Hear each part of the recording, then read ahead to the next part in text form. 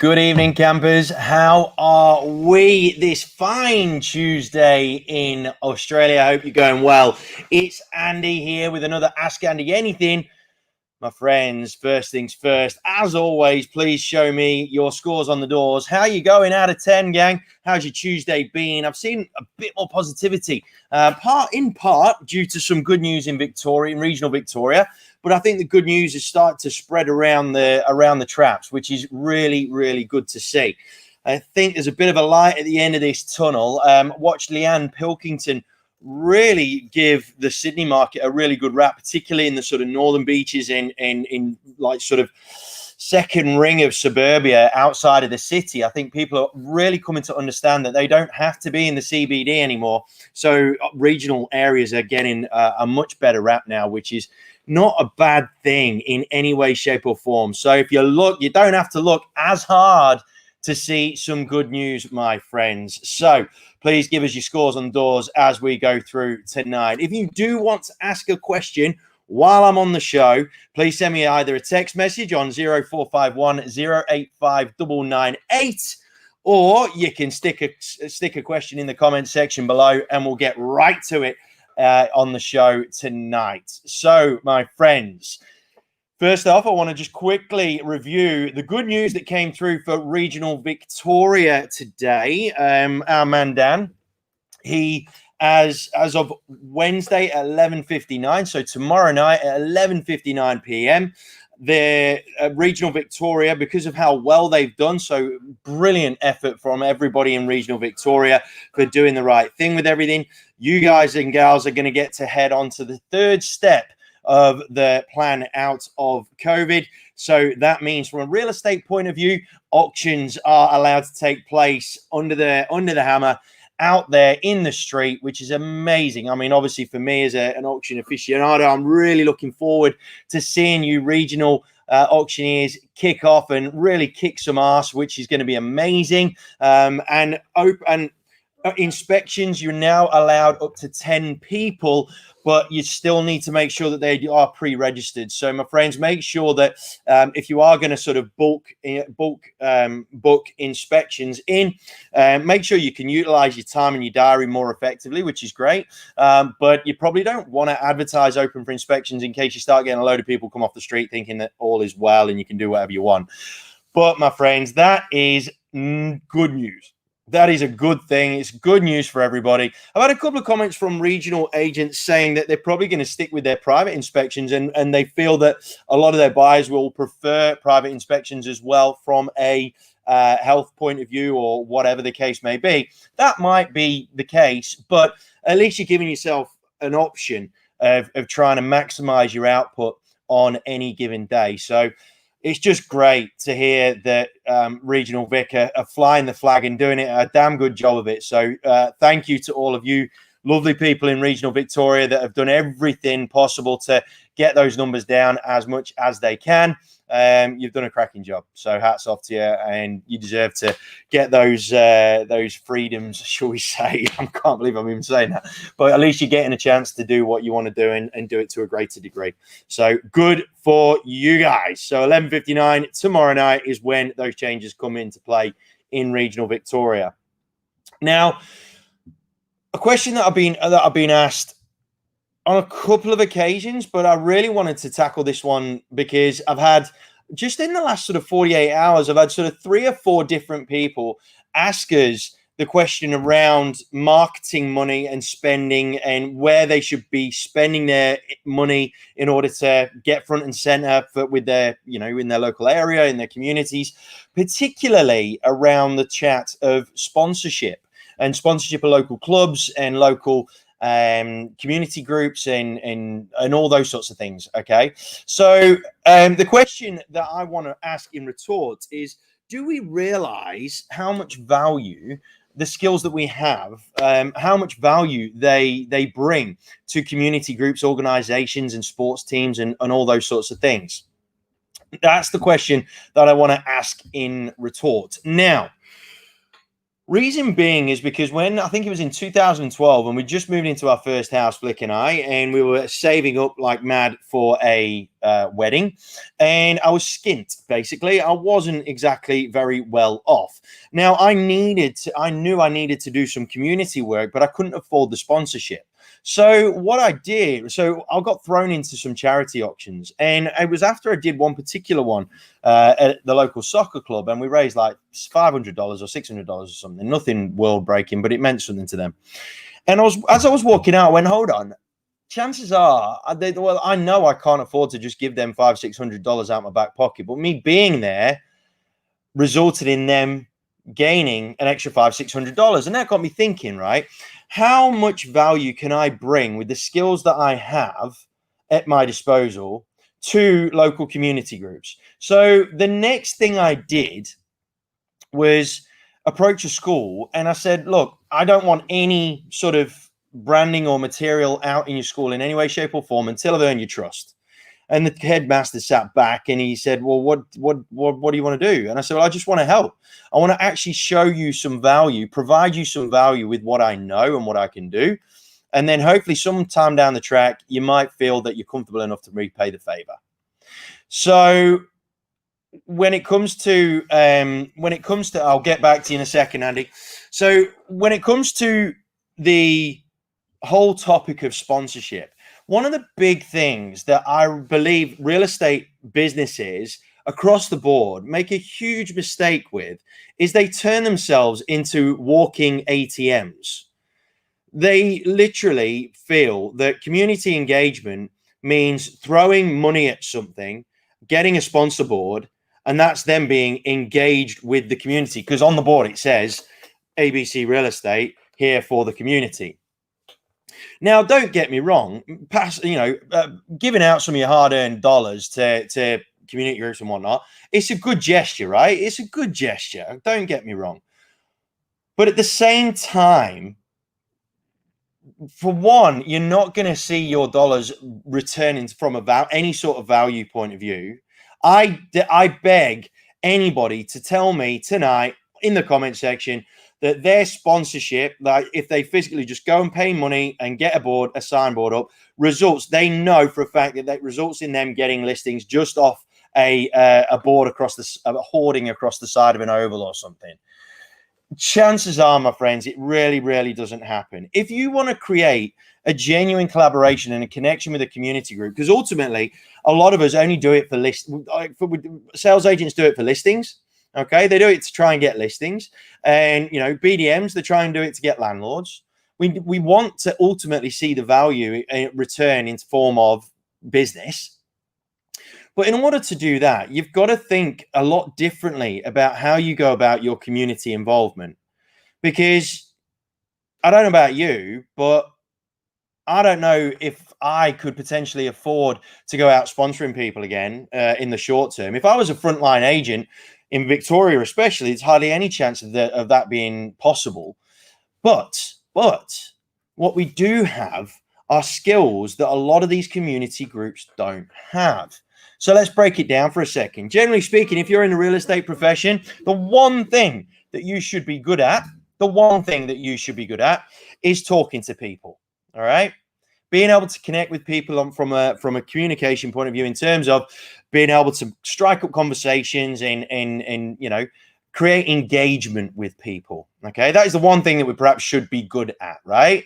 So when you think about that, and I go back to the whole principle of the primary school that I went to first up, amazing at his job, but god awful at everything else in terms of actual branding, marketing, all that sort of jazz.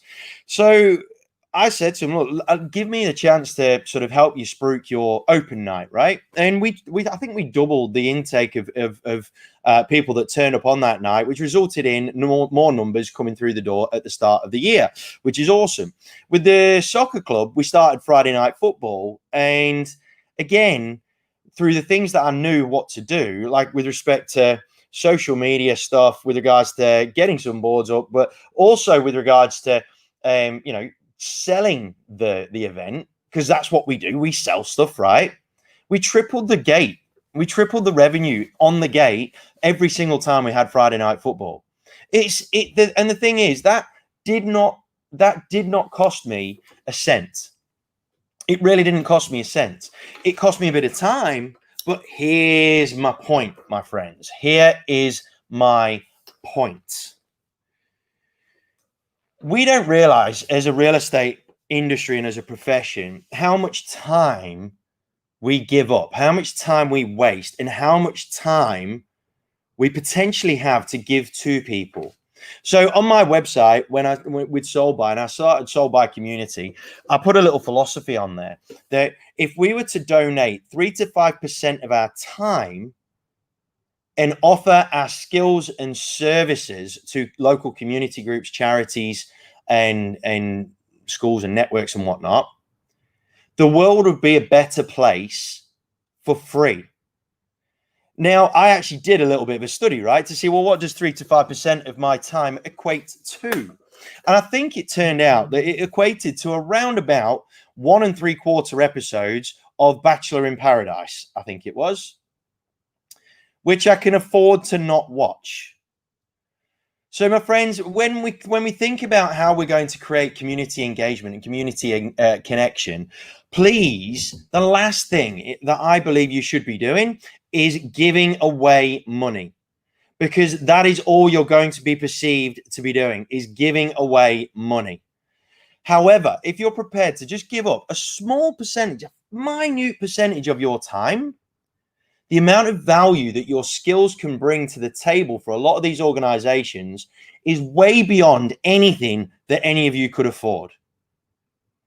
So I've got Cameron just mentioned on here, charity auctioneer. Aside from anything else, right? Aside from anything else, like charity auctions are just the best training ground ever, because it allows you the opportunity to just get a feel for being in front of a crowd, controlling your energy, engaging people, especially if they're drunk, because then it's even more entertaining. If you can control a group of drunk people, you can look after an auction on the street on a Saturday afternoon. I promise you. So it's an amazing way. I use them as as a lab to practice one-liners and different patterns and different paces and different, all sorts of different energies and what have you. I use it as a practice ground to try new things, because what we're doing is giving them a service that is way beyond what anybody else could do, hopefully. But to them, they feel that they are getting a professional individual that is good at their craft and can do this sort of thing to help drive their money past what they could possibly afford to hire someone to do.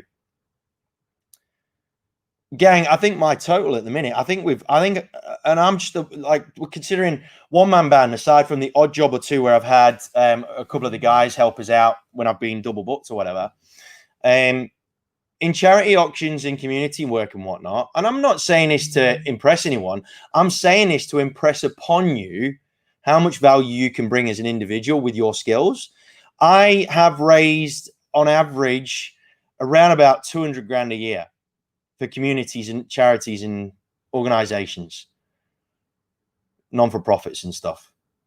I'm past 600K since 2017.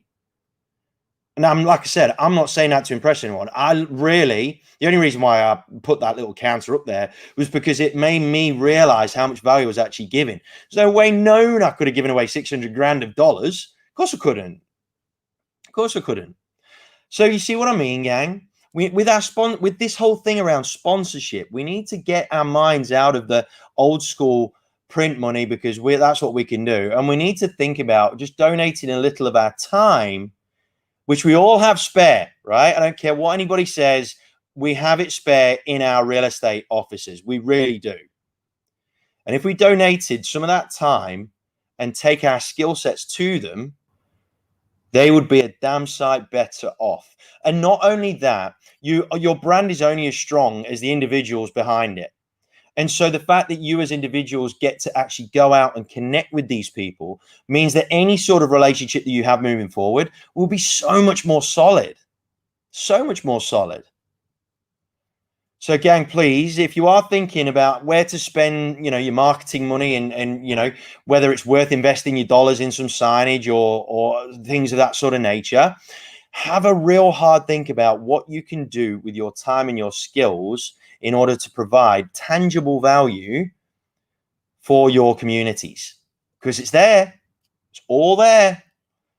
MC work, that's another one that I do plenty of. You know, it's all there if you want it, gang. It's all there. And not only that, it makes you feel good. It makes you feel so much better about your life, right? So please, gang, please have a think about it before you just go pissing money up the wall on a bit of signage because it, you know, it pumps your tires up. Not that you ever go down to the ground to actually look at it. And the least that you can do, if you're supporting a sports team, you're going to have to get down there and actually go to a game or 5, because otherwise your money is just going to go nowhere. Simple as that. Okay. And there's a lot of stuff that you do that they can just piggyback off anyway. So at one stage, I had the school, this primary school logo that gave me a chance. As a thank you to them, I put all of their logo on all of my for sale boards in their area, for example, to give them extra mileage. But I was going to be doing that anyway. It cost me no more money. DL cards. I was going to do DL drops. I was going to do drop cards and whatnot, irrespectively. So what's the harm in putting a community, an organization, or a fundraiser, or a fete, or something like that on the back of it? What harm's it going to do you? Nothing. What's it going to provide you with? A degree of community engagement. And you were doing it anyway. So it ain't costing you any more money to get done. All right?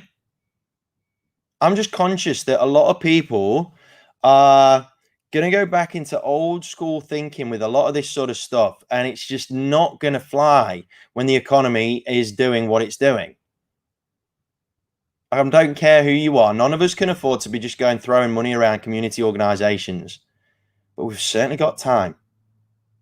All right? So that's my 2 cents on sponsorship and community groups and all that sort of stuff. You know, money's the last thing that you should be dishing out. Skill set and knowledge and what the value that can bring, my work, and that brings some amazing value. And then as a byproduct, it actually makes you feel more worthwhile as a professional, because you see genuine appreciation for it immediately, almost immediately. Okay. If you go in there and get your hands dirty and show them what you can do, it's like a validity. And then, you know, you do that enough in your local community, you ain't going to have to worry about commission. People will just assume, right, what's Andy worth? Okay, he's charging 2.5% or whatever it is, 2.75 or whatever it was. Okay, cool. Because you've earned their trust and you've shown them what you can do. So instead of just talking a good game, actually show them. Way better that way. All right. So that's my 2 cents on that. So Maxine, let's go back to a couple of these. Maxine, booked for dinner at the pub Friday night. I am somewhat jealous. Andy, are you sure IOFIs are okay? Because previously it was one-on-one inspections. It's a big jump. Mate, no, you need to have, so you're allowed up to 10 people at a property. They have to be pre-registered, which is why I said before, I would not be advertising open for inspections, because you don't want to have people just rocking up out of nowhere. You need to have them pre-registered because you need to be able to control the numbers. Okay. So don't go advertising open for inspections. No, but you can maximize the output of your day by, if you've got multiple buyers or whatever the case may be, or multiple potential tenants, for example, then there's no harm in you block booking them in. So, you know, setting in your diary, you know, obviously for inspections, it's 10, including yourself. So making sure that you find out how many people you bring in. You know, if you want to limit that to 2 people, it's up to you. But you're allowed to have up to 10 people, including yourself, at an inspection. Sorry, I won't call it an open for inspection. At an inspection, which means that you can get more done in a shorter period of time. I hope that cleared that one up, mate. Because yeah, I might have said open once or so. So don't go advertising open for inspections, but do look at block booking your appointments in. I would also, if you're going to do that, I would make sure that the people that you are blocking in are aware that there'll be a couple of other groups that will be there at the same time. I think that's probably just a courtesy thing, if you ask me. So I would make sure that you communicate that to those people that you're looking to, you know, book into an inspection. That would be my advice. Cameron, find ways to provide value or perceived value. Mate, there's no perceived about it. It's tangible value. Like I said, man, like the figures, the results speak for themselves. You do a charity auction, even if you just raise a couple of, like I've done plenty of charity gigs where there's been like 20 people or 30 people there or whatever, and we've raised like $110 or like $140 or whatever it is. It's all relative, right? So if it's a smaller gathering, if it's a smaller function, $140 might actually mean a great deal to them. But I'm telling you now, the effort of you just being there and giving it a crack will carry way more clout than any dollars that you could possibly throw their way. All right, my friends. So, gang, I'm going to leave it there if we've got no more questions. But if you do have any questions, please feel free to send me your questions through. You can either do it on a DM, or you can post in a comment section of any of the broadcasts, and I'll be able to get a hold of them and bring them to the table tomorrow. But for now, my friends, I'm going to love you and leave you. Got plenty of work to do in front of the old laptop. The kids were interesting today, so I've got lots and lots of work to do. So I'm going to leave you guys to the rest of your evening. My friends, I love you. Congratulations to Regional Vic once again. And I would like to just give a big shout out to a mate of mine, Stewie Benson, who is up in Sydney and has had a bit of a rough weekend, right? So my friends, you know, we all have rough times from every now and then. A lot of you probably know Stu from around the social media traps, and he does have a great degree of bravado with a lot of stuff that he does. But Stewie, if you do ever watch this, mate, I wish you and your family all the very, very best. You've had a bloody rough weekend, man, and you of all people don't deserve that shit. So, you know, here for you if you need it, my man. Now, tomorrow night, I have got real estate royalty on the show. Oh, yes. If there was a Mount Rushmore, this dude's face would be on it as one of those four faces. Chris Hanley, OAM. I am so lucky to have that gentleman on my show tomorrow night, Australian Eastern Standard Time, 8 p.m. I would highly encourage you be here, because we're going to talk about Rise X, which is an amazing conference that's so affordable, got lots of amazing people on it. If you have any interest in advancing your career, and I'm not in it, by the way, but if you've got any interest in advancing your career, you have to get yourself a ticket to that online conference. We're also going to talk about the mental health app that's coming out to support the real estate space, called Real Care, and that's just an amazing job that Chris and some of the other guys have done and have put together. But I really want to pick his brains around the topic of collaboration, because we had a brief conversation last week, and something that I'm certainly passionate about, and I'm absolutely certain it's something he's passionate about. So we're going to have a real good yarn about collaboration within the space as well. My friends, really looking forward to tomorrow night. Cannot wait. Hopefully you guys will tune in too. But until then, please stay safe, stay healthy, but most importantly, my friends, stay happy. Take care, gang. Love ya.